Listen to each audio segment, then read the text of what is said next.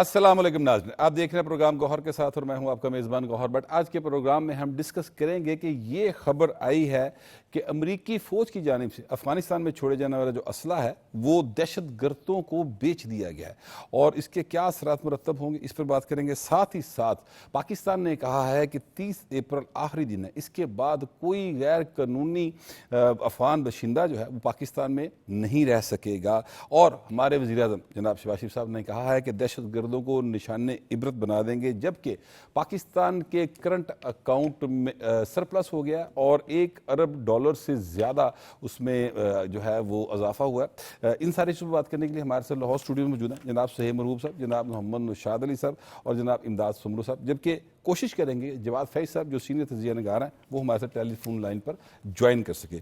تو سب سے پہلے بات کرتے ہیں جناب نشاد صاحب، یہ جو افغان طالبان نے یہ جو خبر آئی ہے اس کے مطابق یہ ہے کہ افغان طالبان نے امریکی فوج نے جو اسلحہ چھوڑا تھا وہ دہشت گردوں کو بیچ دیا۔ تو یہ ایک کیسی گورنمنٹ ہے جو کہ دہشت گردوں کو اسلحہ بیچ کر مطلب اس پر کوئی شرمندگی کا اظہار بھی شاید نہیں کر رہے؟ بسم اللہ الرحمن الرحیم۔ پاکستان کافی عرصے سے گوہر صاحب آپ کو یاد ہوگا کہ یہ کہتی چلی ہے، کیونکہ کچھ عرصہ قبل جب پاکستان پر آپ کو یاد ہوگا یہ جتھوں کی شکل میں جب یہ حملہ کرتے تھے، اب جب یہ معاملہ ہوا پاکستان نے اس پہ موقف اٹھانا شروع کیا تو آپ جانتے ہیں طالبان حکومت نے تو اپنے پروں پہ پانی نہیں پڑنے دیا، وہ تو کہتے تھے نہیں یہ تو ہو ہی نہیں سکتا، حالانکہ یہ بات بالکل تش تس بام تھی، ہر کوئی اس کو سمجھ سکتا ہے، اس حد تک سمجھ سکتا ہے کیونکہ یہ تو ہمارے ہاں کچے کے ڈاکوؤں کے پاس بھی یہ ویپن جو ہے پولیس کو اس کا سامنا کرنا پڑا اور انہیں پتہ چل گیا۔ افغان طالبان جو تھے وہ مسلسل اس سے انکار کرتے رہے۔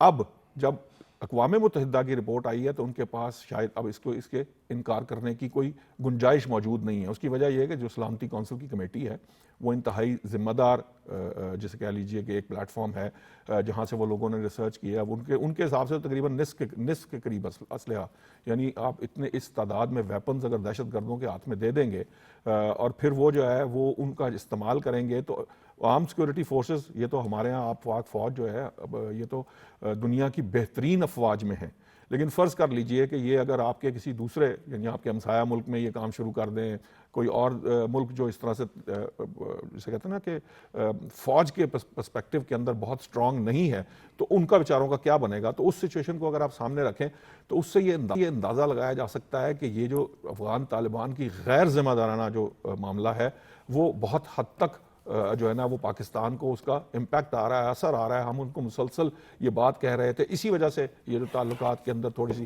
جو ایک ترشپن ہے یہ بھی ہمارے ہاں موجود ہے۔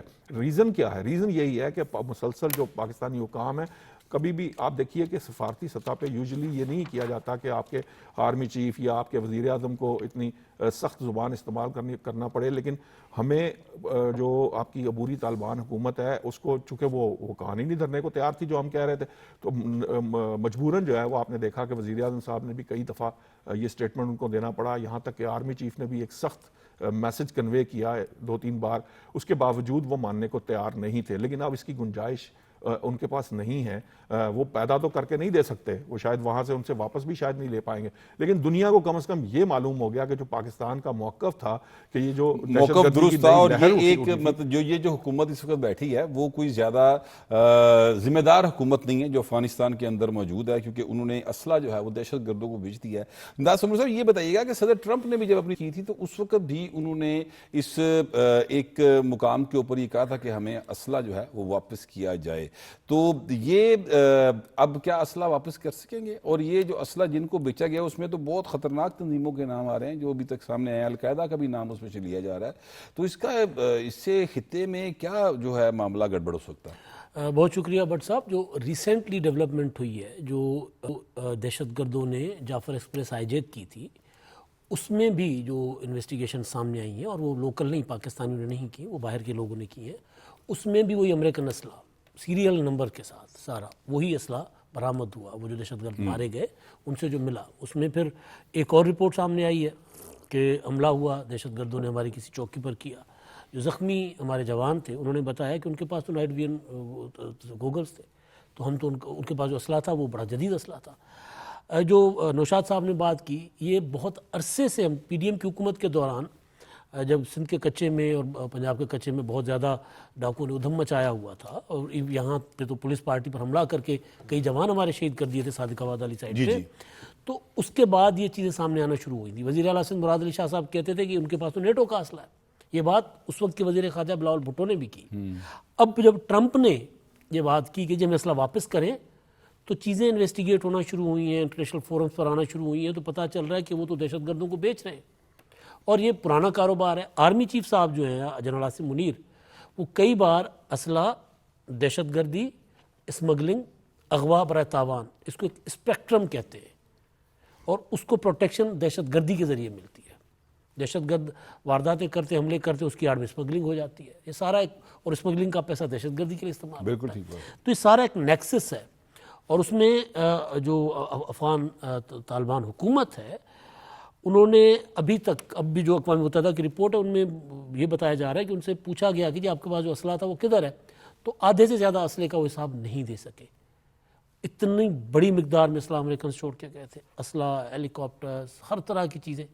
لیکن وہ اتنی غیر ذمہ داری نہیں، بلکہ وہ تو ایک مجرمانہ عمل ہے نا ان کا. مجرمانہ فعل ہے سر. اور آپ وہ دہشت گردوں پراپر کو دہشت گردوں کو پروموٹ کر رہے ہیں. بیچ دیں اسلحہ، جی. تو اسلحہ جو ہے وہ بے شک made in U S A ہوگا، لیکن وہ ضروری نہیں ہے کہ خود وہ بھی بنا کے دہشت جس کے ہاتھ میں گردوں کو ہوگا نہیں، اس کا ہوگا.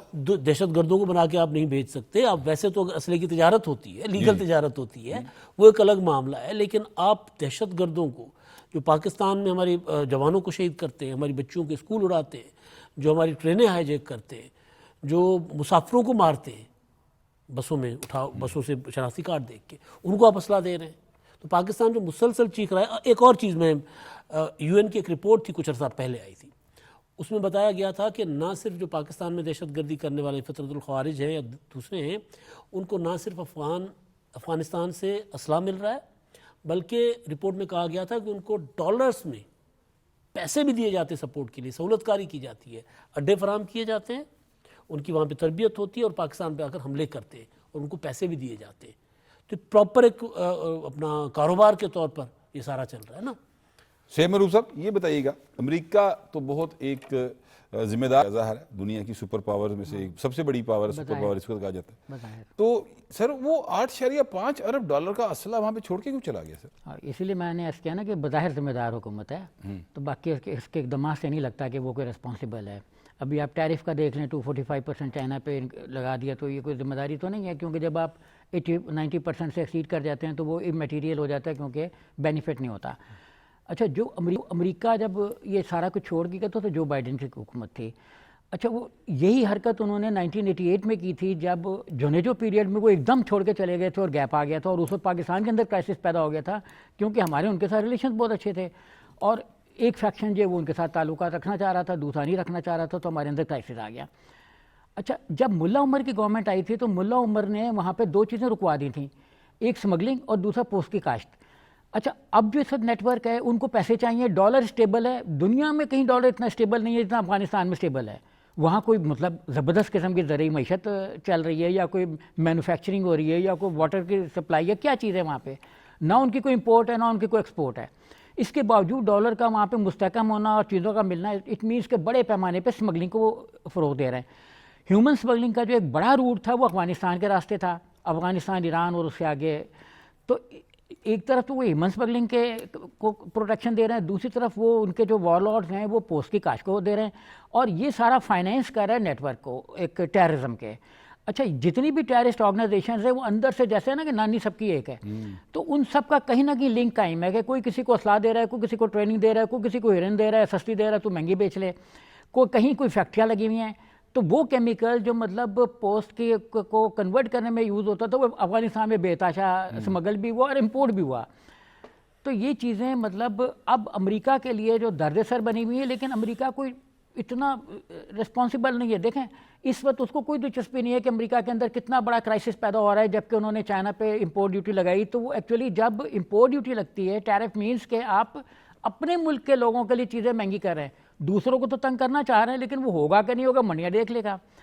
تو چائنا نے منڈیاں دیکھ لیں، اب وہ اپنے ملک کو تنگ کر رہا ہے. تو جو اپنے ملک میں گرانی پیدا کرنا چاہ رہا ہے، مہنگائی کرنا چاہ رہا ہے، کیا وہ اس کو ہمارے ریجن میں کوئی دلچسپی ہے؟ امریکہ کو 1988 میں بھی کوئی دلچسپی نہیں تھی جب ویکیوم پیدا ہو گیا اور ٹرینڈ ورکرز ان کے جو تھے جو انہوں نے ٹریننگ دی ہوئی تھی باقاعدہ امریکیوں نے وہ وہاں پہ چھوڑ کے چلے گئے اور وہ بعد میں گھسا پاکستان میں اور اسلحے کی اتنی بڑی اسمگلنگ ہو گئی ہمارے اندر کہ کلاشنکوف کلچر کو سنبھالنا مشکل ہو گیا.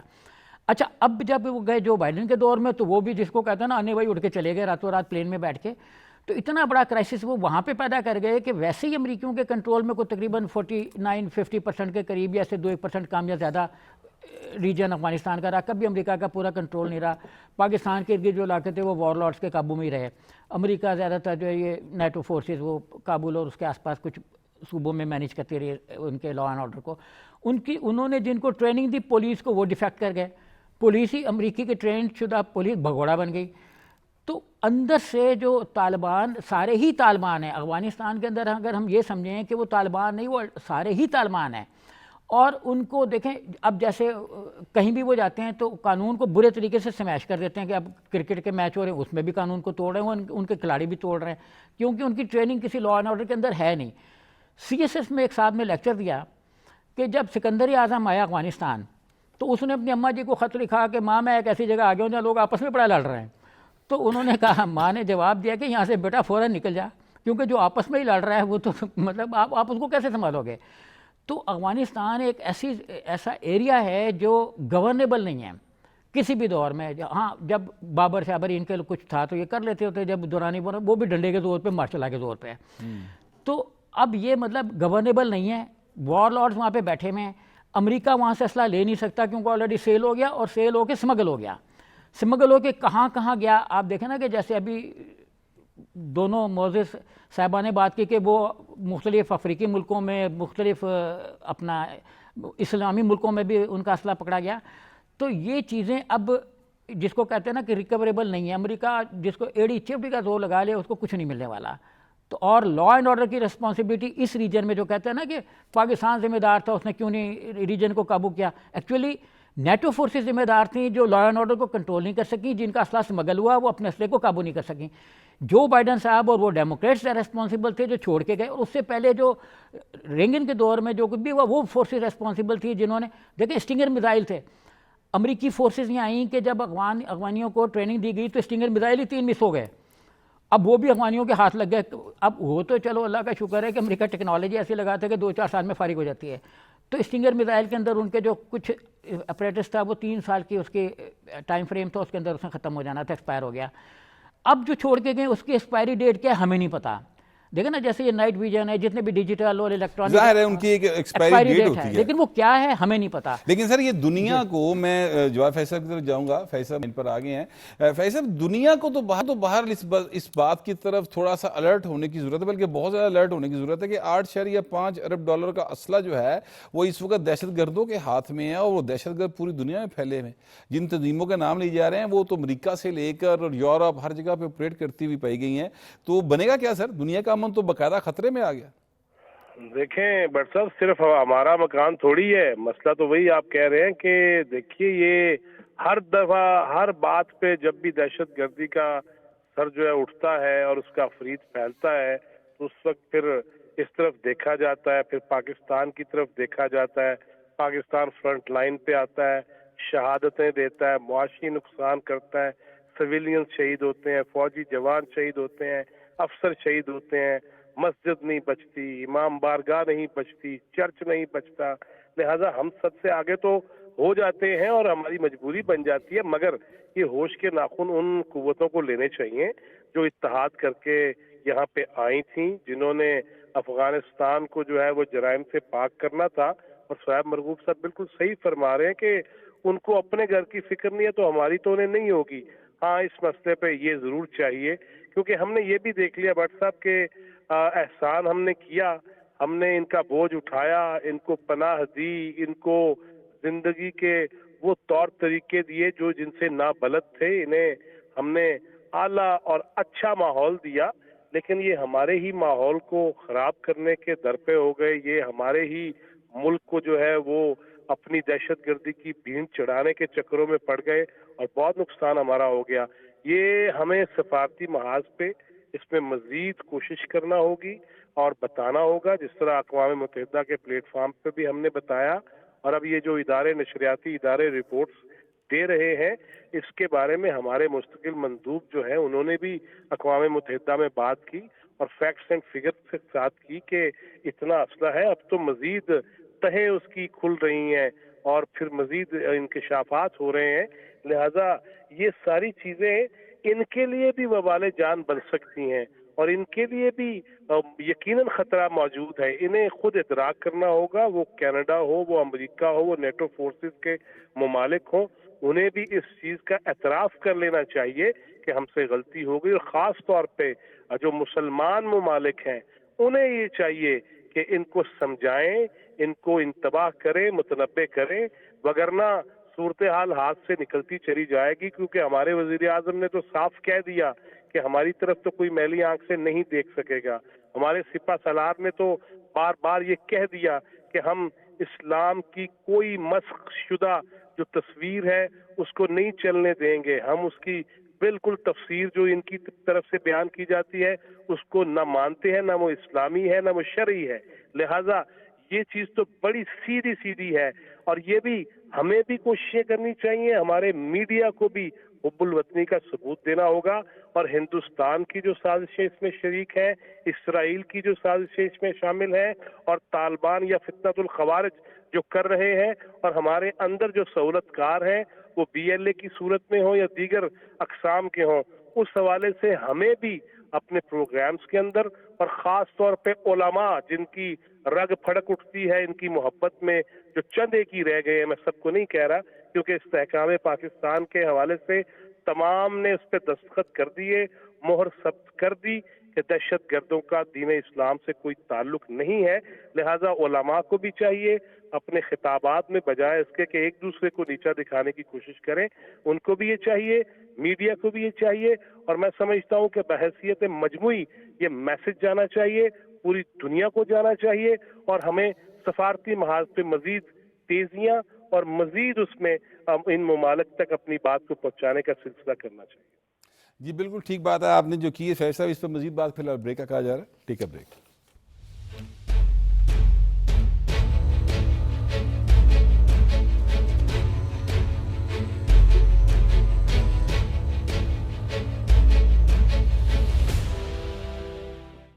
Welcome back. بریک پہ جانے سے پہلے بات ہو رہی تھی کہ افغانستان کی جو حکومت ہے اور وہاں جو اسلحہ چھوڑا گیا تھا، ظاہر ہے ان کی مرضی سے بیچا گیا دہشت گرد تنظیموں کو، اور وہ 8.5 ارب ڈالر کا اسلحہ جو امریکہ وہاں پہ چھوڑ کے گیا تھا، اب اس کے کیا اثرات مرتب ہوں گے؟ پاکستان تو ایک مدت سے اس دنیا کو امن دینے کی خاطر اپنے ملک کے اندر دہشت گردی کو برداشت کر رہا ہے، ان کا مقابلہ کر رہا ہے، لیکن پاکستان میں جو غیر قانونی طور پر مقیم افغان باشندے ہیں ان کو نکالنے کی بھی ایک مسلسل کوشش ہے۔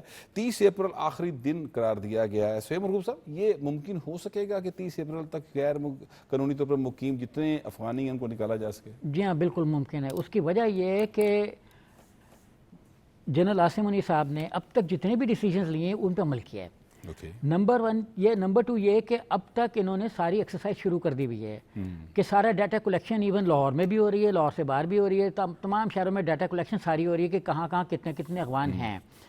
اچھا، ڈیٹے کے بغیر آپ کسی کو نکال نہیں سکتے، آپ کو نہیں پتا نا کہ اگر آپ کو پتہ ہی نہ ہو کہ کہاں کتنے لوگ موجود ہیں تو آپ اس کو نکال نہیں سکتے۔ ابھی حکومت کو یہ سارا پتہ لگ گیا، اس کے لیے انہوں نے ہیلپ لائنیں بھی قائم کر دی ہیں، نمبر بھی دے دیے ہیں، جو بتائے گا اس کا بھی نام خفیہ رکھا جائے گا، تو ان کے پاس ڈیٹا ہے۔ اور اب تک انہوں نے کافی سارے لوگوں کو ان کے کہنے پہ بھی چلے گئے، میں بہت سے نکال بھی دیے ہیں، اس لیے میرا نہیں خیال کہ کوئی ان کے اپریل کے بعد کوئی پرابلم آئے گی، یہ بالکل سموتھلی کر لیں گے، کیونکہ دیکھیں اس وقت کوئی ملک دنیا کا کسی دوسرے ملک کو افورڈ نہیں کر پا رہا۔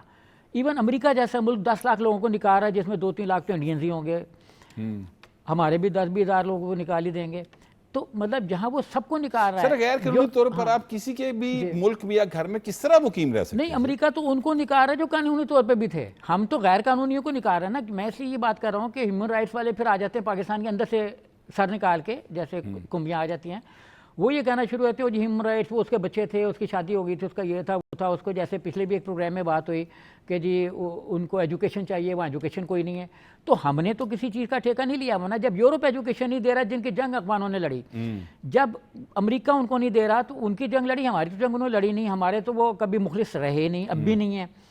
اس لیے یہ کہنا کہ جی ہمیں ان کے ساتھ رعایت کرنی چاہیے یہ بھی غلط ہے، کیونکہ وہ اپنے ساتھ ٹیررزم کو لا رہے ہیں، اور یہ بہت ہی خوفناک بات ہے کہ ہمارے آس پاس کے ایریا جو افغانستان کے اندر ہیں وہ زیادہ اپنا وہ ڈی اسٹیبلائز ہیں. آپ دیکھیں نا پکتیا شکتی یا آس پاس ان کے جتنے بھی ڈسٹرکٹس ہیں صوبے ہیں وہ سارے کے سارے ڈی اسٹیبلائز ہیں، اور وہاں کبھی بھی نہ ایون نیٹو گورنمنٹ حکومت کر سکی نہ کچھ اور، وہاں صرف وار لارڈس ہے. تو ہمیں زیادہ اس لیے ریڈ الرٹ ہونا پڑ گیا، ہماری آرمی بھی اس لیے زیادہ ریڈ الرٹ ہے، اور اسی لیے مطلب باڑ بھی لگائی، لیکن وہ کبھی کاٹ دیتے ہیں، کبھی ہم ان کو کر بھی دیتے ہوتے ہیں. ہاں ٹھیک ہے، ظاہر ہے یہ سلسلہ تو پھر ظاہر ہے جاری رہے گا. امداد سمور صاحب، میں نے یہ سوال ایکچولی سعید مرغوب صاحب سے اس لیے کیا تھا کہ جو پی ٹی اے کی گورنمنٹ ہے کے پی کے اندر، آپ کو پتہ ہے یہ ان کی 3rd ٹرم ہے، وہ ان کا نرم گوشہ ہے. افغانستان کے جو باشندے یہاں پر غیر قانونی تقیم ہیں، اور وہ آپ کو جانتے ہیں آپ، بلکہ وہ تو یہ بھی کہتے ہیں کہ ہمیں آپ جو ہے اجازت دیں اور ہم جا کے افغانستان کی جو حکومت ان کے ساتھ مذاکرات کریں، اپنا جو ان کا کام ہے کہ امن و امان کی صورتحال بہتر کرنی ہے یا ہیلتھ فیسلٹیز کو بہتر کرنا ہے، ایجوکیشن بہتر کرنی ہے، اس طرف توجہ نہیں وہ دیتے. اس طرف توجہ دینے کی کوشش کر رہے ہیں کہ جناب ہمیں یہ بھی آپ دے دیں. ہم یہ کرتے ہیں کہ جا کے ان سے بات کریں کہ جناب یہ جو ٹی ٹی پی والے ہمارے ملک میں دہشت گردی کر رہے ہیں تو آپ ان کو کنٹرول کریں. میں اپنے سوال کی طرف واپس آؤں گا کہ پی ٹی آئی کی کا سافٹ کارنر ہے، تو زیادہ تر لوگ تو وہاں پر مقیم ہیں نا کے پی کے اندر. تو جب وہاں کی لوکل گورنمنٹ اگر تعاون نہیں کرتی تو پھر تو مشکل پیدا ہوگی نا. اچھا میں ایک جملہ اس میں ایڈ کر دوں، سومرا صاحب اجازت دیں تو. دیکھیں پی ٹی آئی کی گورنمنٹ اب کے پی کے میں نہیں ہے، وہاں علی امین گنڈا پور کی گورنمنٹ ہے، اور میرا 90% خیال ہے کہ علی امین گنڈا پور اینڈ میں کمپرومائز کریں گے اور تعاون کریں گے. اچھا دیکھیں اسپیکٹرم اس میں کچھ سیاسی مفادات بھی ہیں، تو اس سے زیادہ میں اس پہ بات نہیں کروں گا کہ پی ٹی آئی کی مخالفت کر رہی ہے. دوسرا میرا خیال ہے کہ کے پی کے سے زیادہ کراچی میں، سندھ میں زیادہ افغان مہاجرین ہیں. اچھا میرا خیال ہے، ہو سکتا ہے میں غلط ہوں، کیونکہ وہاں کیمپس بنائے گئے تھے. کراچی میں کیمپس نہیں بنے تھے، حیدرآباد میں کیمپس نہیں بنے تھے، لاہور میں کیمپس نہیں بنے تھے. نہیں، لاہور میں ایک ایریا مختص کیا گیا تھا لیکن اور وہاں پر پراپر جو ہے لوگ رہتے ہیں. اقوام متحدہ نے جو کیمپس بنائے تھے وہ کے پی کے میں بنائے تھے. میرا خیال ہے اس سے باہر نہیں بنائے تھے. لیکن میں جو بات کر رہا ہوں وہ دوسری ہے کہ گلا ہمیشہ رہا ہے کہ جی دیکھیں پی ڈی ایم کی حکومت تھی تو وزیر خارجہ بلاول بھٹو ایک بار افغانستان نہیں گئے.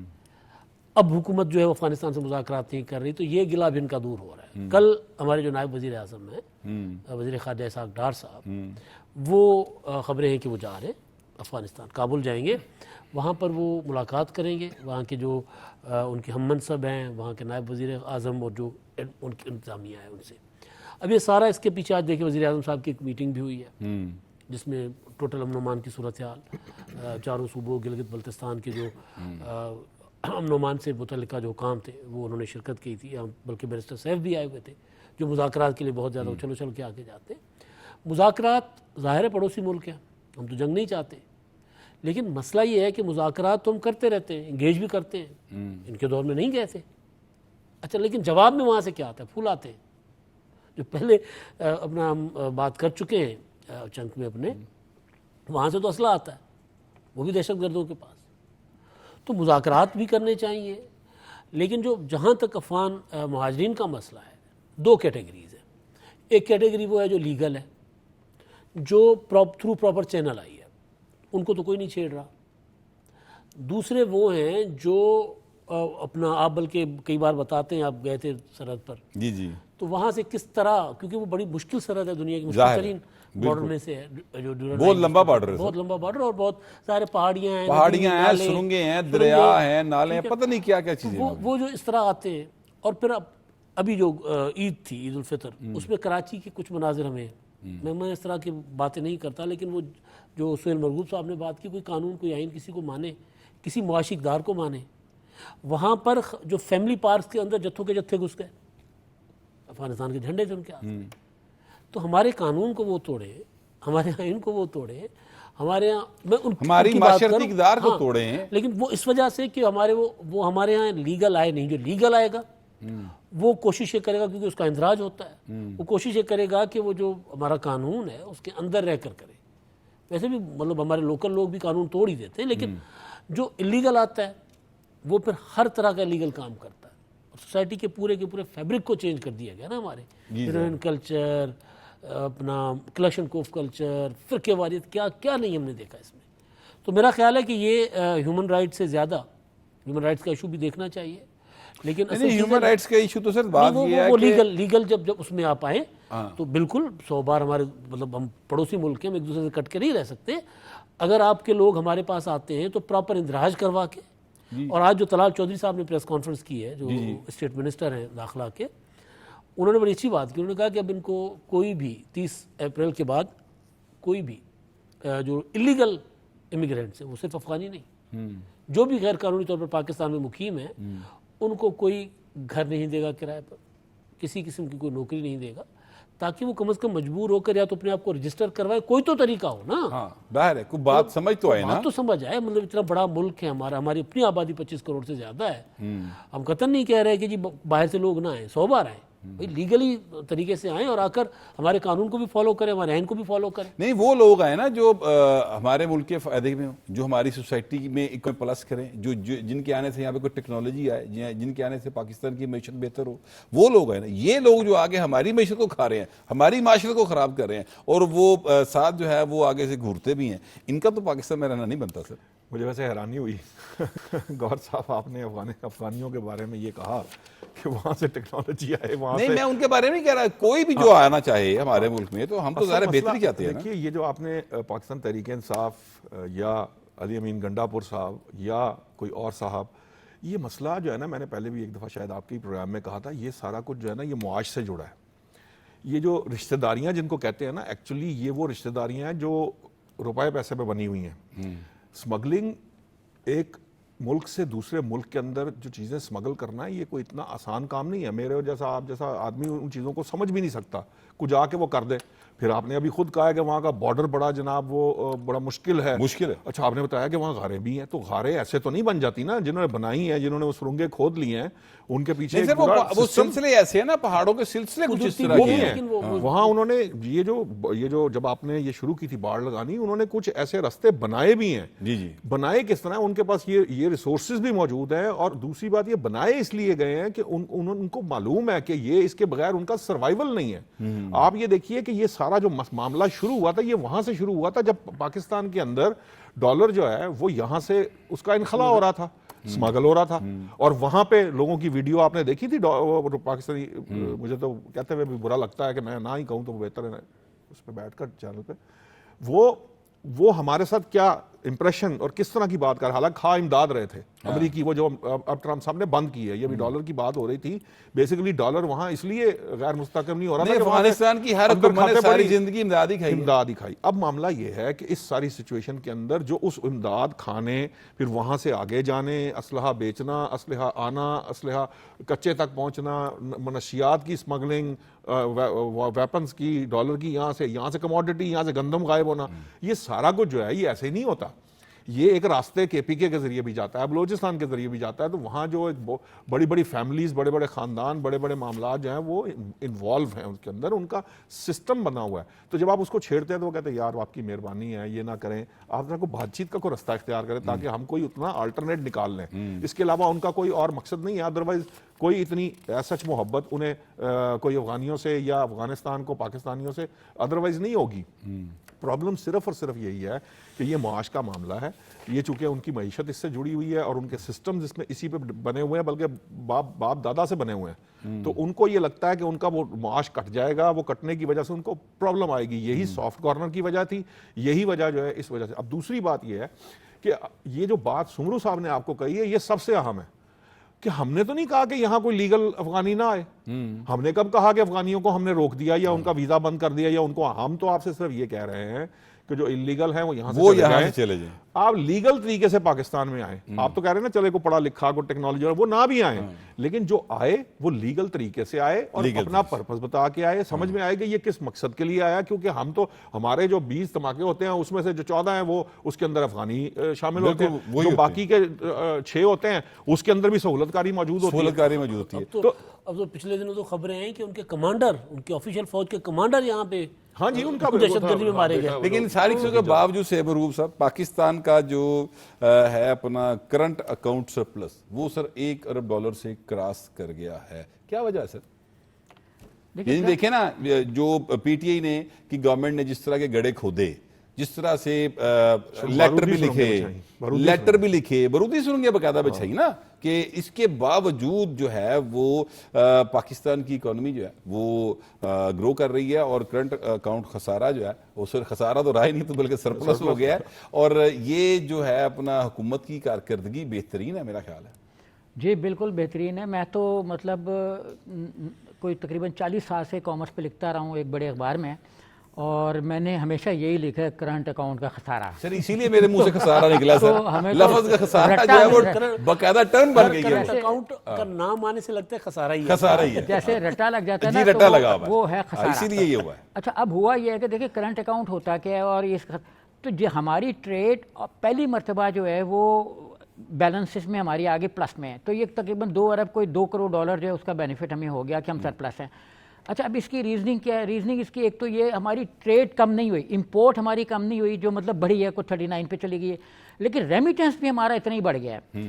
ریمیٹنس میں بھی کوئی 6 بلین ڈالر کا اضافہ ہوا، اور میں پھر یہاں پہ کہوں گا، پہلے بھی شاید میں نے آپ کے ایک پروگرام میں کہا تھا کہ ریمیٹنس 60 ارب ڈالر کو بھی کراس کر سکتی ہے اگر گورنمنٹ اپنے کچھ انکم ٹیکس آرڈیننس کے سیکشن میں تبدیلی کر دے، جیسے 148 کے تحت آپ 50 لاکھ سے اوپر کی رقم باہر سے نہیں بھیج سکتے، تو ایسی شکوں کو اگر گورنمنٹ چینج کر دے تو یہاں پہ اور آئے گا۔ اچھا پراپرٹی میں اسٹیک اپ ہوا تھا پیسہ بہت زیادہ، کیونکہ اس میں 7E کی وجہ سے ابھی پرائم منسٹر نے شاید اس چیز پہ ایگری کر لیا، کیونکہ پراپرٹی ڈیلرز جو اسلام آباد کے وہ یہ کہہ رہے ہیں کہ ہماری جو میٹنگز ہوئی ہیں منسٹر فائنانس کے ساتھ اور باقی لوگوں کے ساتھ، وہ 7E اور 236K اور C کے جو ٹیکسز ہیں ان میں کمی لا رہے ہیں، ان کو مطلب موجودہ جو پیٹرن ہے اس کے مطابق ریشلائز کر رہے ہیں۔ اب ہماری امپورٹ کم نہیں ہوئی، ایک تو جیسے ابھی شروع ہونے سے پہلے نوشاد علی صاحب کہہ رہے تھے کہ ہمارا تھوڑا سا کم ہوا برڈن پیٹرولیم پروڈکٹ کی قیمتوں کے گرنے سے، ایک تو وہ ہے، دوسرا ہمارا جو باہر سے ریمیٹنس آنا تھا وہ ایک دم بہت بڑھ گیا، اور وہ پھر میں کہوں گا کہ ہم مزید اس میں 10-20 ارب ڈالر کا اضافہ کر سکتے ہیں اگر ہم کچھ تھوڑا سا کشن پیدا کر دیں، لیکن اس میں ہم نے سختی فیٹ اپ کی وجہ سے کی ہوئی ہے۔ تو اچھا ہمارے پاس ابھی امریکی ٹریڈ جو آ رہے ہیں ٹیرف، ان سے بھی بچنے کی ترکیبیں موجود ہیں۔ ابھی ایک جم کرپ صاحب ہیں جو مطلب اکانومسٹ کے ماہر ہیں، انہوں نے یہ کہا کہ پاکستان کے پاس جو منرلز ہیں، جیسے مطلب بلوچستان میں بھی ہیں، KPK میں بھی ہیں، ان منرلز سندھ میں ہے سر، جی سندھ میں ہے، تو ان منرلز پنجاب کے ایریاز میں نہیں ہے، ان منرلز کی بیس پر ہم امریکہ کے ساتھ ڈائلاگ کر سکتے ہیں کہ ہمارے اوپر جو اس نے 29% ٹیرف لگا اس کو کم کرے، کیونکہ امریکہ کی روح اس وقت چائنا کے ساتھ روکنے سے جو ٹیرف کے وار شروع ہوئی ہے اس میں اس کی روح منرلز ہیں۔ امریکہ جو ٹیکنالوجی بنا رہا ہے، جو اس کے سارے جیسے ایرو اسپیس کی ٹیکنالوجی ہے، اس کی ایلون مسک کی ساری ٹیکنالوجی ہے، ان کی جو کاریں واریں یہ وہ سب، تو وہ بیس کرتی ہیں 6-7 ان منرلز پہ جو بڑے نایاب ہیں، اور چائنا ان کا سول ایکسپورٹر ہے۔ تو اور اس نے مطلب میں نے شاید کسی 4-6 مہینے پہلے بھی کسی پروگرام میں کہا تھا کہ جب ہیلی کاپٹر یا جہاز فلائی کر رہے تھے، ایون چائنیز اور US کے لوگ جب افریقہ یا ان ملکوں میں جاتے تھے وہ دیکھتے تھے منرل زمین کے نیچے کہاں پہ ہے، ایسے مطلب ان کے پاس آلات اپریٹس ہوتے تھے کہ وہ زمین کے اندر اسٹڈی کریں کہ منرلز کیا ہے۔ تو وار آگے فیوچر کی ہونی منرلز پہ، کیونکہ ساری ڈیجیٹل ٹیکنالوجی نے منرلز پہ جانا ہے۔ ہمارے پاس چونکہ منرلز کا ہم بھی بہت بڑا خزانہ ہے، ہم تو نکال ہمارے پاس کچھ چیزوں میں ماہرین نہیں ہے، واٹر ٹیکنالوجی کے ماہرین نہیں ہیں، ڈیم کے ساتھ ہم کبھی کامیاب نہیں ہو پاتے انڈیا کے ساتھ واٹر میں، کیونکہ ہمیں انٹرنیشنل ایکسپرٹ لینا پڑتے ہیں۔ تو ہمیں اپنی ان ٹیکنالوجیز میں جو ہمیں فیوچر کی ٹیکنالوجیز ہیں ان میں ہمیں اپنے آپ کو توجہ دینے کی ضرورت ہے صرف، جی ان کو توجہ دینے کی ضرورت۔ اچھا یہ سومر صاحب یہ بتائیے گا کہ بانی PTI جو ہیں وہ بائیکٹ کرتے ہیں، وہ کہتے ہیں جی ہم بڑے پاپولر ہیں، اوورسیز پاکستانی جو ہیں وہ تو ہمارے علاوہ کسی کو سنتے نہیں ہیں، وہ تو بالکل ہماری جند جان ہیں، اور بس ہم نے کہہ دیا تو بس بائیکٹ بھی ہوگا، کوئی اتنے آئے گا بھی نہیں، کوئی یہاں پہ ڈالر نہیں بھیجے گا۔ سر یہاں پہ اوورسیز پاکستانی خود پیسے خرچ کر کے آئے، یہاں پر آ کر انہوں نے ایک ہفتہ قیام کیا، یہاں سے پاکستان کے ساتھ محبت کا ثبوت دیا، آرمی چیف کے حق پہ نعرے لگائے، وزیر اعظم کے حق پہ نعرے لگائے، اور اب اوورسیز پاکستانی سے نہیں سر یہ پیسے بھیجے ہیں نا، مطلب جو وہ بات کر رہے ہیں، تو یہ کیا الٹا ہی اثر ہو گیا سر؟ یہ تو تعویذ جالی نکلے نا، اصل تعویذ جالی نکلے، اور وہ جو معشوق تھے سر وہ تعویذ جالی، سر تعویذ تو پھر پیر نے دیے، تو پیر جالی نکلا کے ظاہر ہے تعویذ جالی تو پیر جالی۔ بات یہ ہے کہ جیسے ہی انہوں نے یہ کال دی تھی 16 دسمبر کو، مجھے اچھی طرح یاد ہے 16 دسمبر دن دیکھیں ہمارے ساتھ 2 بڑے سانحات ہوئے، جی جی اسی دن انہوں نے ان کا ٹویٹ تھا کہ اب ہم اگلا قدم جو ہے ریمیٹنسز کا، یا 16 دسمبر سے ریمیٹنسز بند، جی جی ایسے 6 دسمبر کو انہوں نے ٹویٹ کیا تھا، 26 نومبر کا ایڈونچر ناکام ہونے کے بعد، جی جی ٹھیک ہے۔ اچھا اب مسئلہ یہ ہے کہ جیسے انہوں نے اناؤنس کیا اگلے مہینے سے ریمیٹنسز بڑھنا شروع ہو گئے. جی جی. اور پھر جب یہ بات ہوتی تھی تو شیخ وقاص اکرم صاحب قابل احترام ہے ہمارے لیے, انہوں نے کہا کہ 2-4 مہینے انتظار کرو نا, پاکستانی تباہی بعد تو نظر آئے گی. مطلب وہ کہتے 2-4 مہینے انتظار کرو. سر جو ویسے پاکستان کی تباہی کی بات کرے وہ قابل احترام نہیں ہو سکتا. نہیں ان کے الفاظ معذرت نہیں کے تھے, ساتھ. ان کے الفاظ تو یہ تھے کہ 2-4 مہینے کے بعد یہ اثر آئے گا, ریمیٹنسز کم ہوگی, ظاہر ملک کی تباہی ہوگی. تو ظاہر ملک کی تباہی چاہتے تھے نا, تو وہ قابل احترام نہ ہو گئے. لیکن وہ یہ کہتے تھے. اب وہ 2-4 مہینے سے کام زیادہ آگے نکل گیا. آج ہم اپریل میں بات کر رہے ہیں اور مارچ کے ریمیٹنسز جو ہے وہ ریکارڈ اضافہ ہوا اس میں, ریکارڈ اضافہ. ٹھیک ہے. تو اب یہ لوگوں نے وہ جو چکنی چوپڑی باتیں تھیں نا وہ سننا بند کر دی ہیں. دوسری چیز جو اوورسیز ہے نا, ان کو اندازہ ہو گیا ہے کہ یار تھوڑی تھوڑی دیر میں ایکس رے نکال کر فنڈ مانگنے شروع ہو جاتے ہیں. جس طرح کبھی پلاسٹر چڑھا ہوتا ہے, کبھی کچھ. تو وہاں جتنے بھی ان کے نام پر وہاں یہاں سے نکل کے چلے گئے, بھاگ کر گئے, وہاں پر یہی کرتے ہیں جی وکیلوں کی فیس چاہیے, چندہ دو. آج جلسہ کرنا ہے, چندہ دو. آج الیکشن لڑنا ہے, چندہ دو.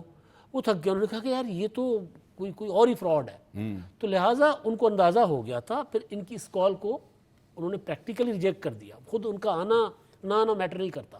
آئے اچھی بات ہے, لیکن اس سے پہلے انہوں نے عمل کر کے دکھایا تھا کہ ہم ان کی اب اس کال پہ جو ملک کو نقصان پہنچا اس پر ہم عمل نہیں کریں گے.